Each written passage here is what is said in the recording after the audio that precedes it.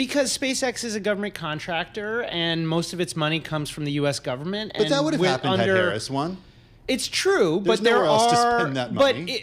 But it's easy to get. You don't want to overstate their dominance. So they dominate, but there are a bunch of other players, including a bunch of large defense contractors that also have programs, both for launches and also for astronauts. And if you look at the plans for the moon mission, right? SpaceX is only one of a handful of companies that have contracts for this mission. Now, Trump could very easily change that mix, and there's already talk. Musk has suggested that it would be better to skip the moon and go straight to Mars or something like that. So there are lots of ways that Trump or a Trump administration could help Elon Musk. And like the most basic one has to do with Starlink. So Starlink was in the running for subsidies for rural internet.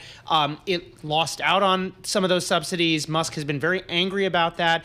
And the Trump's nominee to run the FCC was one of the voices saying, hey, this is a great injustice. He's a huge fan of SpaceX and of Elon Musk. So like, even if you don't see some kind of dramatic shift in space policy, this is very likely to lead to more revenue for SpaceX than it was already going to get. And, that's why the valuation's gone up. It's actually much more straightforward than the case for, why Tesla should be worth 40 or 50% more than it was worth before November. Wow. So in other words, their businesses make sense, and it's likely to just keep growing. Exactly. Yeah. There are a bunch of clear ways, and you see analysts, both telecom analysts and space analysts, talking about this. This is not some kind of like hypothetical. You have to squint and imagine some weird, huge regulatory changes to how the government regulates Elon Musk's empire. This is just like the government taking out its very large paycheck and giving Elon Musk a little bit more money.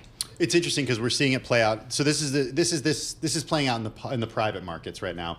We've seen it play out in the public markets over the last month with Tesla up 40%, basically in the month of November. Yeah. Why is SpaceX more of a beneficiary than Tesla? Because certainly public market investors are saying, hey, Tesla's a huge winner here too. Yeah, I mean, it's essentially the same argument, and I would be surprised. This is what makes it surprising is the size of the figure and the fact that they just wrote up the valuation very recently, as you said. But I would not be shocked if everywhere in Elon Musk's empire, so XAI, that's his AI thing, the Boring Company, if they are also quietly doing this kind of thing, looking at higher valuations, looking at what they can do to take advantage of this moment, because investors are very excited about this. And one thing I should note about SpaceX that also makes it different from Tesla, and one of the reasons why this is more likely, it's more likely that they will benefit, is that they have a good argument for this. Their product, as you said,